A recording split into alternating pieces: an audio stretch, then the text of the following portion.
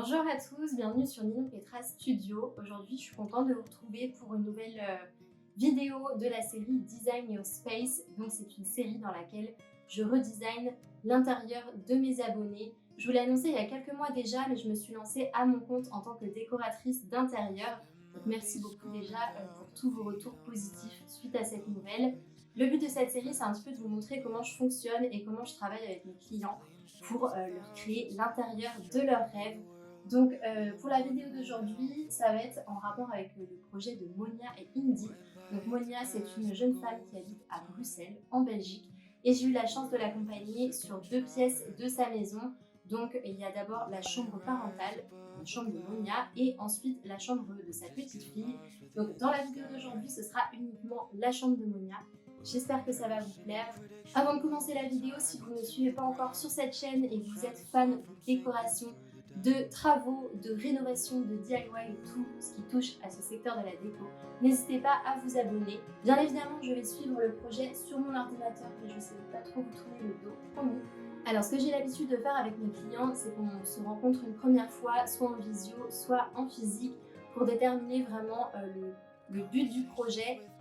En général, c'est le moment aussi où j'apprends à connaître la personne, où je lui pose beaucoup de questions sur ses goûts, sur comment elle a envie de vivre chez elle, quelles sont ses contraintes, qu'est-ce qu'elle va aimer, qu'est-ce qu'elle n'aime pas. J'en profite aussi pour faire l'état des lieux et le relevé mes traits. Sachez que lorsque c'est un projet à distance, c'est tout à fait possible. En général, je demande au client de faire le relevé lui-même et je le guide dans toute cette étape-là. Donc pour la chambre de Monia, c'est une grande pièce de 16 mètres carrés qui est très bien exposée. On est sur un appartement, donc c'est un parquet ancien et il y a une belle cheminée en marbre rouge au milieu. Donc ça, bien évidemment, c'est une contrainte structurelle, mais on va essayer de designer autour de cette pièce-là pour la mettre en valeur. Et puis, ce que j'aime beaucoup faire, que je fais systématiquement dans mes projets, une fois que j'ai retranscrit le plan, c'est aussi que je vous livre une petite page comme ça, où je vous montre vraiment les problématiques de votre espace et les solutions pour y remédier. Donc, dans ce cas-là, il n'y avait pas énormément de problématiques. Bien sûr, j'ai relevé donc, cette contrainte structurelle de la cheminée, mais surtout cet ensemble de fenêtres. Donc, on a 3 vantaux qui prennent tout le mur et c'est des fenêtres assez larges, donc on va avoir besoin de suffisamment d'espace libre devant pour pouvoir ouvrir les fenêtres sans contrainte. Donc, c'est des choses qui peuvent paraître assez évidentes, mais quand on commence à designer un espace, c'est vraiment important de mettre noir sur blanc toutes ces choses-là pour ne pas les oublier en cours de chemin. On va avoir aussi un deuxième petit détail qui est intéressant. Juste ici, vous pouvez voir, il y a une espèce de cloison qui est moulurée sur les côtés. En fait, à la base, c'était une ouverture qui menait vers une autre pièce qui était appelée le fumoir sur le plan. Et là, maintenant, ce sera la chambre de sa fille. Donc, bien sûr, pour avoir plus d'intimité, ces 2 pièces-là ont été séparées par une cloison. Donc, ça pourrait a priori être une contrainte, mais vous allez voir au fur et à mesure du projet. Moi, je vais vraiment l'utiliser comme base de mon design. Suite à cette audit de l'espace, moi, j'ai pris le temps de discuter avec Monia de ce qu'elle avait vraiment envie pour sa chambre. Là, en plus, on est sur une pièce qui est très personnelle, très intime. On va dormir, se reposer, lire. Monia, elle aime bien faire de la couture aussi, pas mal de travaux manuels. Donc, elle m'a précisé qu'il lui fallait de l'espace de rangement pour ça. Et dans le cahier des charges, j'avais aussi la nécessité d'intégrer un grand dressing puisque la chambre de sa fille est beaucoup plus petite et les affaires de l'enfant du coup seraient rangées dans ce même dressing. Donc bien sûr, là on va avoir largement la place de mettre tous ces éléments et vous allez voir que moi je vais quand même proposer plusieurs solutions d'aménagement. Donc c'est ce que j'appelle les plans d'implantation. Moi j'ai l'habitude de les faire en 2D et je vous les livre systématiquement avec plusieurs annotations autour. Donc on va commencer par la première piste que j'ai dessinée. Dans cette première idée, je m'appuie vraiment sur cette cloison moulurée pour créer une tête de lit et appuyer le lit sur cette façade-là du mur. Et on va utiliser la cloison existante avec les moulures pour créer une structure qui est beaucoup plus grande, de façon à ce que les moulures existantes se fondent dans un décor. Alors je sais pas si c'est très clair dit comme ça, mais vous verrez plus tard dans les dessins, on se rend bien compte. Dans cette première option, le lit est vraiment la pièce maîtresse de la chambre, donc là je vous donne une place d'honneur avec 2 jolis chevets arrondis et un grand tapis dessous pour symboliser l'espace nu, mais aussi l'agrandir en fait dans la pièce. Et puis vous voyez, juste en haut, on va avoir un dressing d'angle qui va être parfaitement encastré entre la cheminée et les murs de façon à maximiser l'espace. Sur l'angle de la partie basse, juste ici, j'ai dessiné un bureau. Donc c'est une grande planche sur mesure qui vient s'encastrer entre la cheminée et le mur des fenêtres. Donc là, elle aura de quoi mettre quelques rangements dessous. Et juste ici, donc, au niveau du soubassement des fenêtres, on va apposer des caissons bas qui passent juste sous les fenêtres, là aussi pour mettre du rangement supplémentaire. Pour la deuxième option, je voulais proposer quelque chose de très différent. Donc là, j'ai vraiment mis en valeur l'espace bureau juste ici. Donc il faut imaginer une grande planche qui prend toute la longueur du mur avec deux caissons dessous, de quoi ranger pas mal de choses. Et puis encore une fois, on utilise cette cloison moulurée pour créer une grande structure. Alors cette idée de créer un accent wall comme ça va être aussi amplifié par la couleur et le papier peint. Bien évidemment, si on donne toute la place au bureau et à l'espace dressing en haut, je vais devoir minimiser un petit peu l'espace mini, ce qui à la base n'était pas forcément dans les priorités de Monia puisqu'elle vit seule. Donc ça ne la dérangeait pas d'avoir un lit qui soit un petit peu plus mis à l'écart. Alors bien évidemment, ce n'est pas une configuration classique de chambre d'adulte. Je ne conseillerais pas forcément ça à un couple. Mais là, je suis vraiment partie sur le principe qu'elle voulait un maximum de rangement et surtout de la place pour créer. Donc ça me semblait quand même intéressant de vous proposer cette idée. Pour la troisième piste, là je suis partie sur quelque chose de beaucoup plus structurel et j'ai créé un couloir sur le haut de la pièce. Donc quand vous rentrez dans la chambre, vous avez directement une vue sur le dressing, ce qui permet aussi à sa fille de pouvoir entrer dans la chambre, ranger ou prendre ses vêtements, encore petite, mais imagine dans quelques années venir prendre ses vêtements et tout en gardant l'intimité du coin de lit dans la partie basse. Je dissocie ces deux espaces grâce à un muret qui est bas sur lequel vient s'appuyer un bureau. Donc le bureau serait face à la fenêtre, ce qui est hyper agréable pour travailler. Et puis sur la partie basse, juste ici, on a quand même le lit qui est bien mis en avant, qui est très central, avec toujours cette idée de grand tapis pour pouvoir se lever le matin, avoir les pieds au chaud sur le tapis, c'est toujours agréable. Dans cette option, le premier dressing ici est de plus petite taille. Du coup, je contrebalance en bas avec un placard qui est haut et encastré entre la cheminée et la fenêtre pour pouvoir apporter du rangement supplémentaire. Lors de ce deuxième rendez-vous, je vous présente donc les plans d'implantation, mais je prends aussi le temps de discuter avec vous des pour et des contre de chaque option. Sachez qu'il n'y a pas de bonne ou mauvaise réponse, il n'y a pas le bon choix, c'est vraiment le choix qui va convenir à vos modes de vie.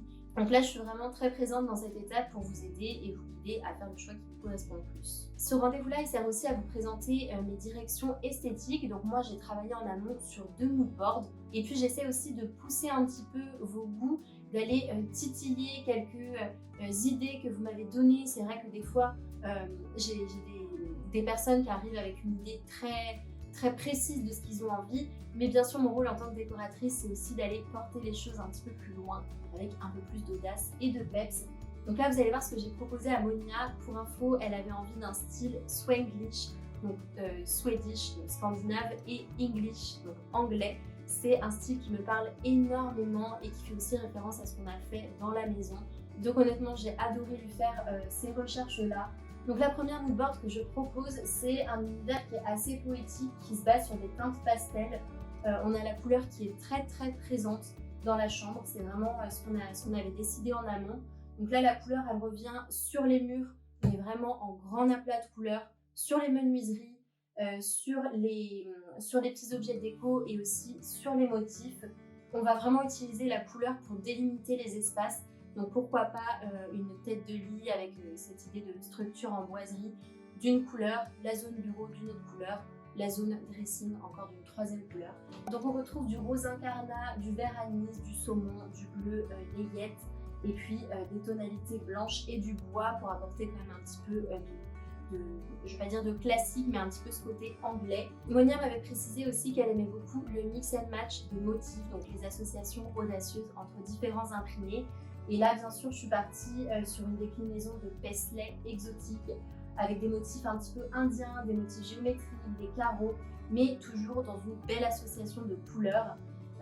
Un autre point aussi qui est important là-dessus, c'est qu'on met beaucoup en avant les boiseries pour apporter ce côté très british. Donc il y aurait des boiseries sur les murs, des moulures, enfin des corniches en plus sur les plafonds. Et puis on retrouve aussi le bois sur le dressing et sur la zone bureau. Donc là, j'avais vraiment envie d'une ambiance qui est très rassurante, qui est source d'inspiration, d'avoir ce petit cocon poétique et féminin qui, je trouve, correspondait beaucoup à la personnalité de Monia.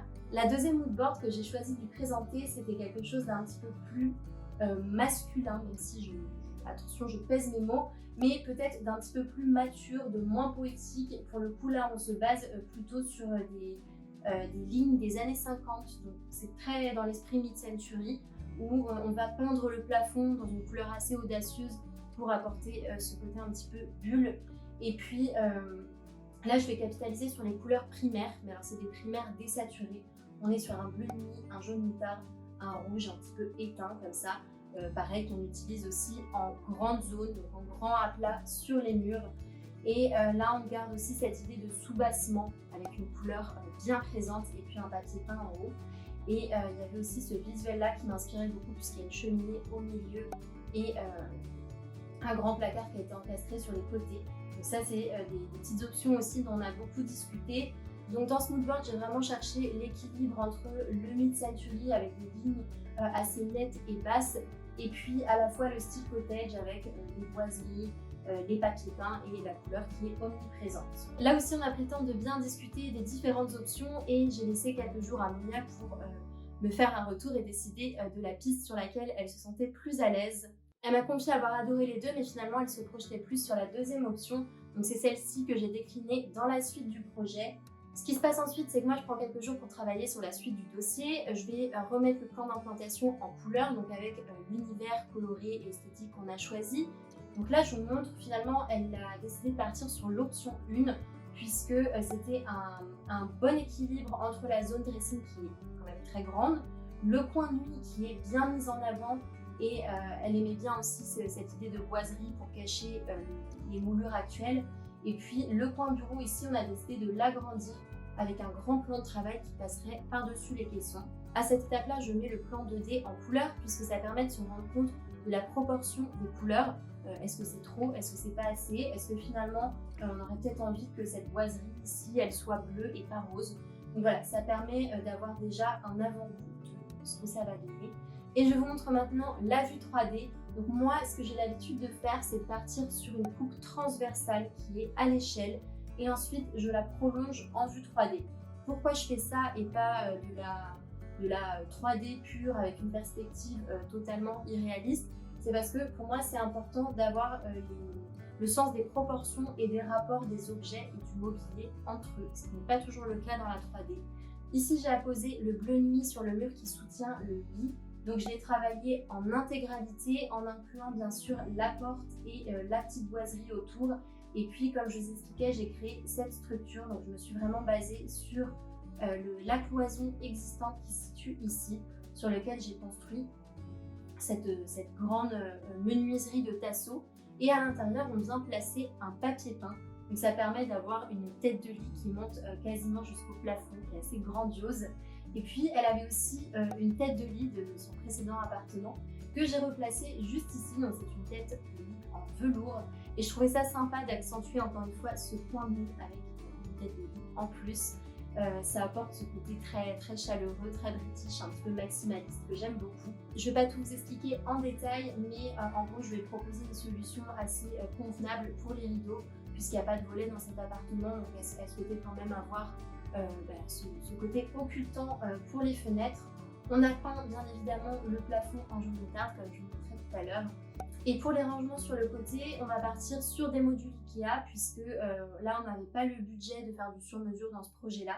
Donc je propose aussi des petits hacks pour apporter ce côté sur-mesure et menuiserie à un intérieur tout en partant des caissons de grande distribution. On a aussi une vue de l'autre côté de la chambre, donc cette fois-ci on a la vue sur la cheminée. On se rend bien compte là du bureau qui est encastré entre la fenêtre et la cheminée, qui est dessiné à hauteur parfaite pour que ce soit ergonomique et puis qui vient créer une belle continuité avec les caissons.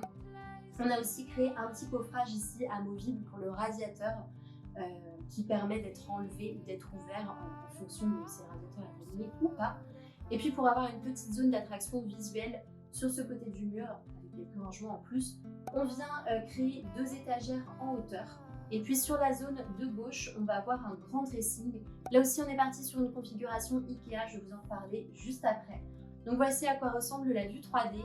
À ce stade-là, j'étais déjà très contente puisque Monia a adoré les propositions que j'ai faites et elle s'est directement projetée dans son futur intérieur. Donc ensuite, on va passer à la partie sourcing. Bien évidemment, dans chaque dossier, vous avez les plans et les dessins, mais vous avez aussi la partie shopping list puisque moi, je vous guide aussi dans l'achat de vos revêtements, de votre mobilier et de vos objets de déco. Donc là, pour commencer, on va voir la partie papier peint. Bien sûr, on est parti sur quelque chose de très maximaliste et floral. Donc en haut, on est sur deux prints qui font un petit peu art nouveau, que j'aimais beaucoup, dont le premier là, de chez Teneville, qui est un fournisseur belge, que j'adore d'ailleurs. Hop, c'est celui-ci, pas de la même couleur, mais la qualité est géniale. Enfin, j'adore le trait du dessin. Donc là, j'avais vraiment envie de vous proposer celui-là. Et puis, les trois autres font un petit peu plus Swedish, comme on dit. Ah oui, je voulais vous préciser aussi quelque chose qui est très important dans mon travail, c'est que toutes les marques et les fournisseurs que je mets dans mes dossiers, ce sont vraiment des partenaires de qualité avec qui j'ai discuté, que j'ai rencontré ou avec qui j'ai déjà travaillé. Je ne vais pas aller vous mettre un fournisseur avec du monde qui fait du dropshipping ou des choses pas très qualitatives. Donc sachez, ayez confiance sur mon sourcing, je suis vraiment assez intransigeante, on va dire, là-dessus. Et quand bien même c'est un fournisseur que je ne connais pas, je le précise systématiquement.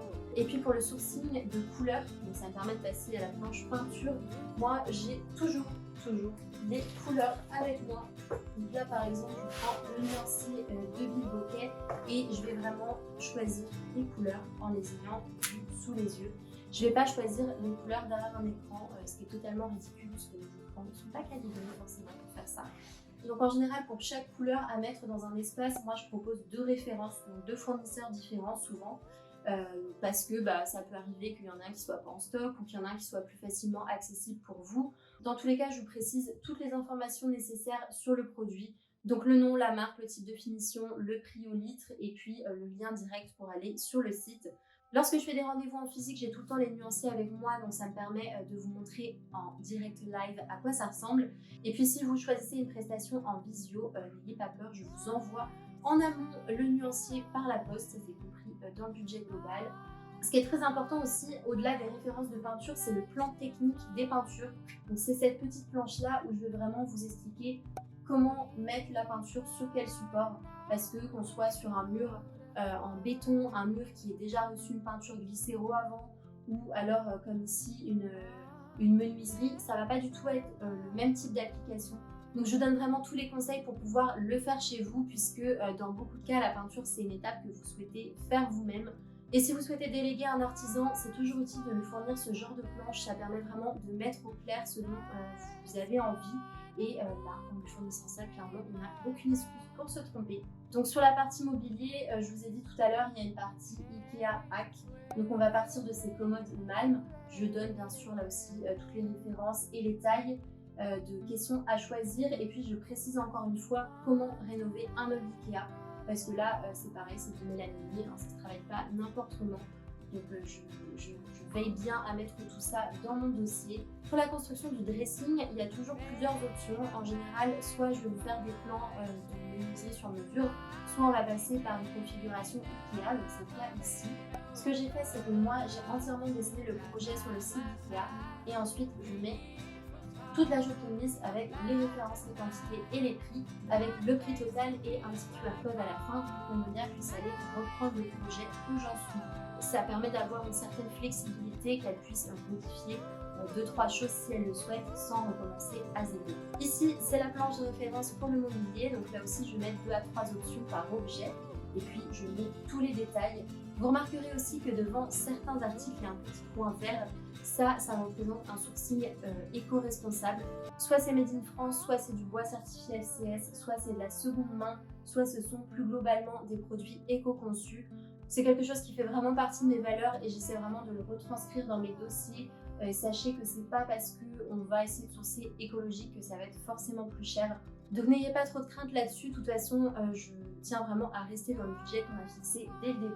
Donc dans tous les cas, on vient équilibrer après avec d'autres postes de dépenses. Ici, on va être sur les plans techniques de la pièce. Donc là, j'explique vraiment comment construire les boiseries, où poser les étagères, à quelle hauteur fixer le plan de travail, comment ici on va dissimuler, on va dire, la cloison existante dans ce décor. Je précise aussi à quelle hauteur poser les luminaires, ça c'est très très important, que ce soit dans une pièce de vie ou dans une pièce de nuit, ça change vraiment la donne. Là aussi, ce sont des documents qui sont à la fois destinés à un artisan si vous déléguez, mais qui peuvent aussi vous aider si vous choisissez de faire des travaux vous-même. Voilà, donc c'en est tout pour le projet de la chambre de Monia. Ici, mon travail s'arrête parce que Monia elle a choisi de faire les travaux toute seule. Mais sachez que je propose aussi d'accompagner mes clients dans la suite du projet. Donc ici, c'est la conception. Et bien sûr, après, il y a la réalisation. Donc, soit vous choisissez d'être autonome, soit vous choisissez, dans le cas de plus grands travaux, de prendre des artisans ou un maître d'œuvre qui va, lui, sélectionner ses artisans. Ou alors vous continuez de travailler avec moi et moi je vous mets en relation avec des artisans, je gère le suivi de chantier esthétique, je peux aussi m'occuper de la commande du mobilier et de la logistique de tous ces objets-là, et je propose aussi le styling, de venir chez vous pour mettre en place le mobilier, les objets de déco et styler tout ça.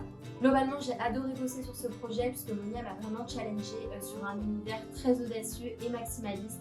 C'est vraiment quelque chose qui me parle. Dites-moi d'ailleurs en commentaire ce que vous pensez de mes propositions.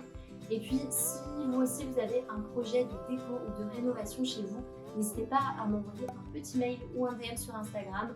Comme ça nous permettra de rentrer en contact et que je fasse quelques propositions. Merci d'avoir regardé cette vidéo jusqu'au bout et merci encore de me suivre sur cette chaîne. On se retrouve très bientôt pour la deuxième chambre et pour encore plein d'autres vidéos déco.